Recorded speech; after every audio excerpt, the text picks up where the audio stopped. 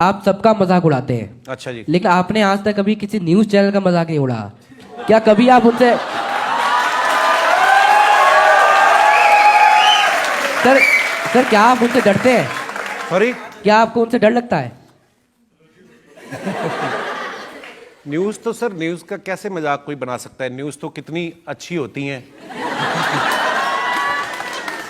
हमें कितना कुछ सीखने को मिलता है। आप कुछ कहना चाहते हो तो कह लीजिए, मैं कुछ नहीं कहूंगा। पक्का सर? तो ऐसा है,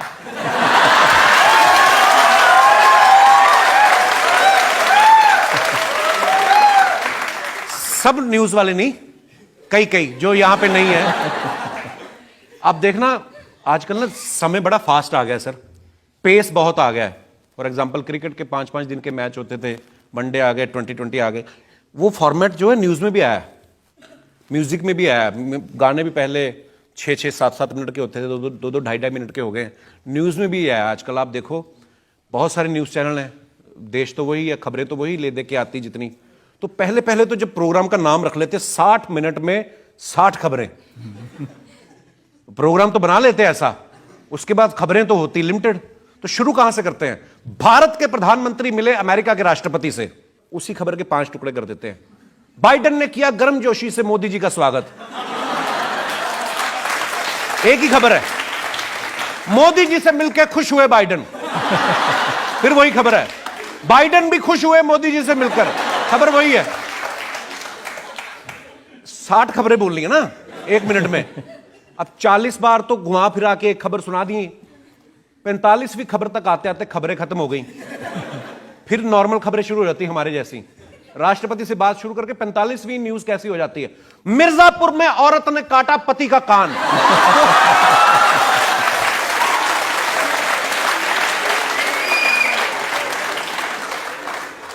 दौसा में पेरेंट्स मीटिंग में आई महिला को ले भागा हेडमास्टर।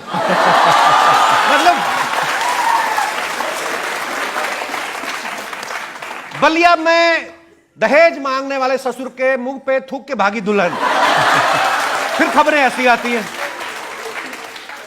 वाराणसी में शराब पी के आए दूल्हे ने मचाया हड़कंप। मतलब शुरू आपने बाइडेन से किया, फिर तो ऐसा होता है कभी कभी, पर बड़ा मजा आता है ऐसी खबरें सुन के भी। मतलब ऐसा मजाक नहीं है, पर होती हैं सर ऐसी। लेकिन कभी कभी ऐसी भी खबरें आती हैं कि किसान ने सूअरों को भगाने के लिए हनी सिंह का गाना सुनवाया। ये आपने सुनी न्यूज ना? देखो सर आप, ये किसी हिंदी पेपर में मैंने भी पढ़ा था, तो उन्होंने लिखा कि हाँ, किसान अपनी फसलों को जंगली जानवरों से भगाने के लिए चला रहे हैं हनी सिंह के गाने। उन्होंने ये नहीं बताया कि उसके पीछे जो ग्रूव होता है म्यूजिक, मतलब उनका हैवी म्यूजिक होता है, तो वो सुन के उनको शायद हाँ। पर देखो आप कैसी कैसी खबरें आती हैं। वाह। कपिल जी सर, आप जब इतनी न्यूज देखते हैं तो आपने देखा होगा कि यूक्रेन के प्रेसिडेंट हैं जेलेंस्की, वो स्टैंड अप कॉमेडियन थे, आजकल पुतिन से लड़ रहे हैं जी। पंजाब के चीफ मिनिस्टर भगवंत मान, वो भी स्टैंड अप कॉमेडियन थे जी। तो जो कॉमेडियंस हैं उनके लिए एक नया रास्ता खुला है। या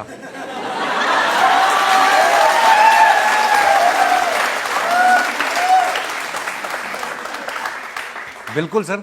तो आपकी भी ऐसी कुछ न्यूज आएगी किसी दिन? सर मुझे ऐसा लगता है कि जब आदमी ना पॉलिटिशियन बन जाता है, वो थोड़ा सीरियस पता नहीं क्यों हो जाते हैं सर सारे। नहीं, अब राहुल गांधी सीरियस तो नहीं है। अब मोदी जी तो कहते हैं ना कि राहुल गांधी कपिल शर्मा को कंपटीशन देंगे। हैं, ऐसा कहा उन्होंने? वाओ। पर मुझे लगता है कि हाँ सर, मैं हैं, मेरे को ना सर, मेरे को ऐसे अच्छा लगता है कि मैं हंसी मजाक करता हूँ लोगों के साथ, मस्ती करता रहूं। मुझे लगता है कि जब आप अगर पॉलिटिशियन बन जाते हैं ना, तो आपको भी तो एक तो सफेद कुर्ता आपको बड़ी टेंशन में डाल देता है ना आदमी। आप कभी सर देखना, अभी अब आप, मैं कॉमेडी करता हूं, मैं जिस मर्जी अपने तरीके से है ना बात करता हूं। मैंने आज तक किसी भी देश के किसी भी प्रधानमंत्री को इतने रिस्ट्रिक्ट हो जाते, वो ऐसे भी नहीं कर सकते। मतलब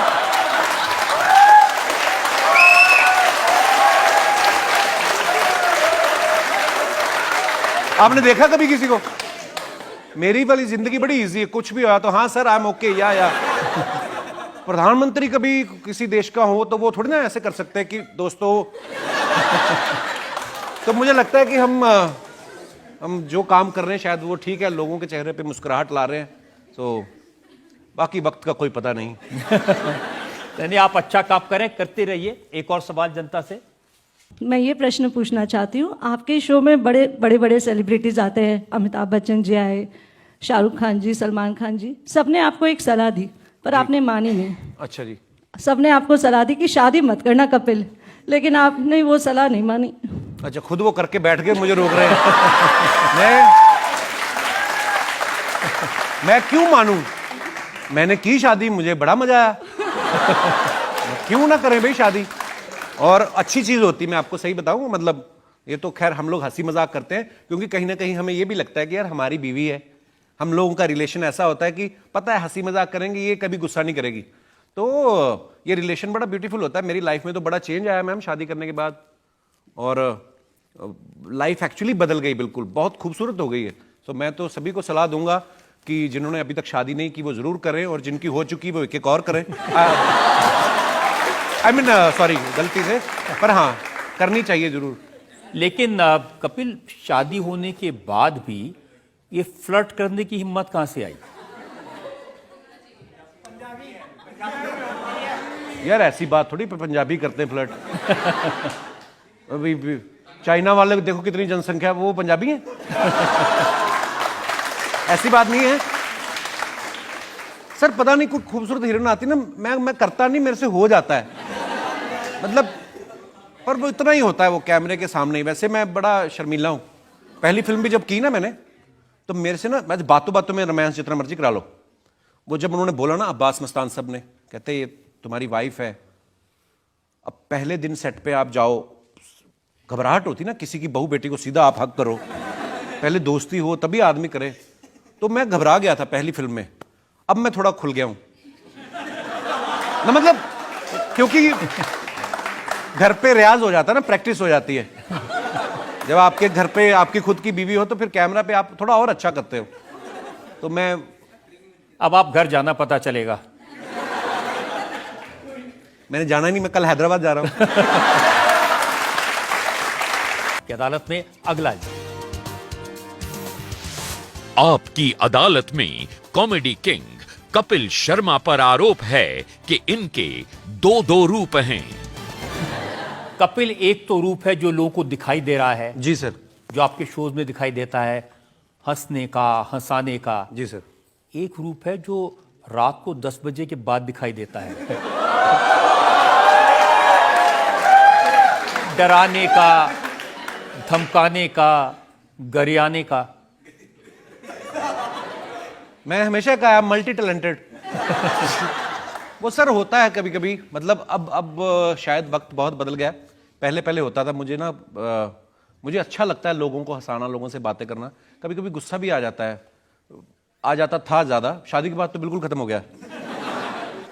तो होता है सर कभी कभी, पहले ऐसा होता था, मैं ना ट्विटर पे चले जाना, मेरे को किसी ने एक गाली देनी तो मैं उसको 10 देता था, तो मेरे दिमाग से ही निकल गया कि फेक अकाउंट बना के भी गाली दी जा सकती है। तो मैं अपने ब्लू टिक वाले से लगा रहा। तो अच्छा लोग, अच्छा मेरे को जो मर्जी कोई बोल जाए, उनको कोई कुछ कहता नहीं, मैंने एक दे दी तो फटाफट न्यूज बन गई। फिर मुझे लगा मैं आई एम वेरी पॉपुलर, तो मुझे ये सब नहीं करना चाहिए। तो अभी बदल गया सर हालात, अभी मतलब अभी भी लोग कहते हैं कि जैसे हाथी के दांत खाने के और दिखाने के, और कपिल शर्मा पीने के पहले और पीने के बाद और। होता है ऐसे। मैं धर्मपा जी को बड़ा फॉलो करता हूं ना, इस मामले में नहीं। अगर आप उनके सोशल मीडिया पे जाओ ना, अब आप सोशल मीडिया पे जाओ तो धर्मपा जी के ट्वीट्स देखने शुरू किए मैंने, इतने मोहब्बत वाले। मैं कह यार ऐसे काम करने, अब मैंने लड़ना नहीं ट्विटर पे, अब जो धर्मपा जी जैसा करते हैं ना वैसे करना है। अब मैं देख रहा था बीच में वो अपने फार्म पे गए, तो उनके फार्म पे कोई बड़ा बड़ा कद्दू हुआ। कद्दू को क्या बोलते हैं हिंदी में? पंपकिन। वाह, हिंदी में मेरे से भी ज्यादा पढ़े लिखे लोग। पंपकिन तो हो गया इंग्लिश में, सीताफल बोलते हैं। वो गोल सा होता है जो ऐसा वाला। वो उनके फार्म पे बड़ा वाला कद्दू हुआ, तो लेके बेचारे ट्विटर पे लाइव गए हुए हैं, दोस्तों कद्दू मेरे खेत में हुआ है, बहुत ही अच्छा होता है सेहत के लिए। इतना बड़ा कद्दू, मुझे इतना क्यूट लगा उनको देख के। मैंने कहा मैं भी ऐसे वीडियो डाला करने हैं, अगर नहीं ऐसे तो मत डालो हैं। अरे आप जेल से कब छूटे?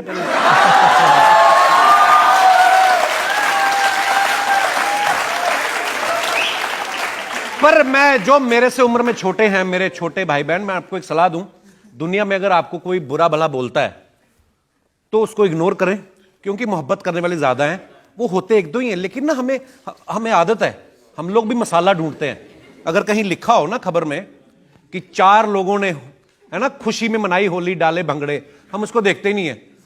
दूसरी तरफ खबर आ गई ना 2 गुटों में हुई झड़प, हम झट से देखते हैं कि कौन से गुट हैं। तो नेगेटिविटी कहीं ना कहीं आपको अट्रैक्ट करती है, मसाला जो होता है। पर जितनी हो सके मोहब्बत फैलाएं। पुरानी बातें हैं सर, पहले पहले हो जाता था ऐसे। ये मोहब्बत फैलाने की बात थी। जब अनुपम खेर को आप पहली बार मिले, जी सर, तो आपने उनको सिखाया पैक कैसे बनाते हैं?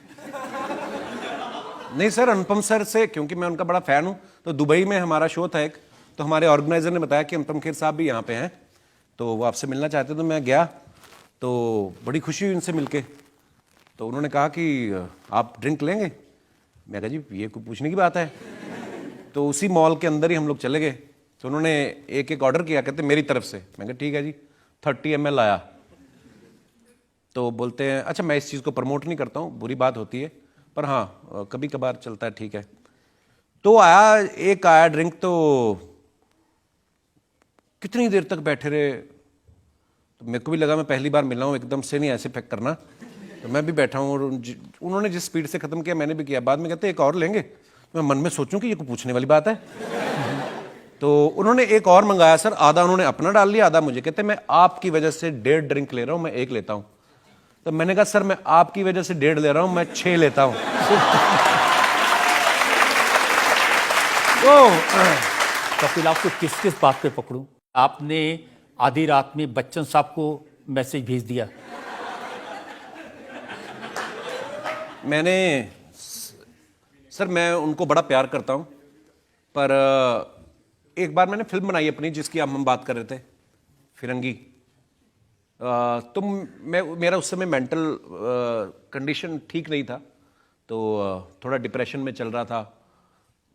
दिन रात मेरे को लगता था कि मैं लोगों को फेस नहीं कर पाऊंगा। मैंने कहा था फिल्मों में मत जाओ। नहीं नहीं, उससे पहले तो पहली फिल्म तो सुपरहिट थी सर, तो वो दूसरी फिल्म अभी रिलीज भी नहीं हुई थी, तो फिल्म का उससे कोई लेना देना नहीं था। कई बार होता है, आप थोड़े कलाकार होते हो तो कभी कभी सेंसिटिव हो जाते हो ज़्यादा। तो मेरा मन नहीं करता था किसी से मिलने का, शो भी मैंने बंद कर दिया। और फिल्म बनी पड़ी थी, सारे आपके जो आसपास टीम होती बोलते रिलीज करो, और किसी ने कहा कि आप बच्चन साहब से वॉइस ओवर करवा लो।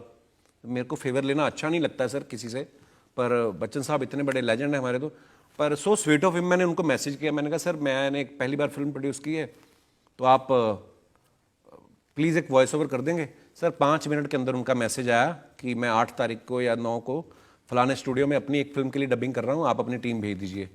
तो मेरा मतलब होता ना कि यार इतने बड़े आदमी है, वो चाहते तो ना भी रिप्लाई करते।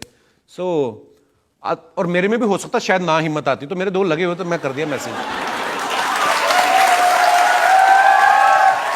ये जो मुझे मैसेज भेजा, एक बार आधी रात को भी 6 लगा के भेजा था। सर उसमें अगर स्पेलिंग मिस्टेक थी तो फिर हो सकता है, अगर उसमें स्पेलिंग मिस्टेक नहीं थी। पर मैं सर को मैं बताना चाहता हूँ कि सर किस मैसेज की बात कर रहे हैं। एक बार मैं इंडिया टीवी पे न्यूज़ देख रहा था, हमारे हिंदुस्तान के ही पंजाब के एक सरबजीत सिंह, वो पाकिस्तान की जेल में थे। तो वो देख के ना मैं इतना इमोशनल हो गया, मेरे को कुछ सूझा नहीं कि मैं क्या करूं, क्योंकि न्यूज़ इंडिया टीवी पे आ रही थी। तो रजत सर इज सो काइंड, मैंने उनको मैसेज लिखा, मैं कहा रजत सर आप इतने पावरफुल आदमी हैं, आप कुछ करते क्यों नहीं, आप उनको छुड़वाते क्यों नहीं? तो अच्छा ये भी इतने स्वीट, इन्होंने भी वापस रिप्लाई किया कि वी आर ट्राइंग। सो ऐसा भी होता है, हमेशा ये नहीं कि मैंने मतलब इमोशनल होकर ट्विटर पे लड़ाई हूँ, कभी कभी वो दिल भी ऐसा हो जाता है सर। पर आप बड़े प्यारे हैं सर, आपने रिप्लाई भी किया, थैंक यू।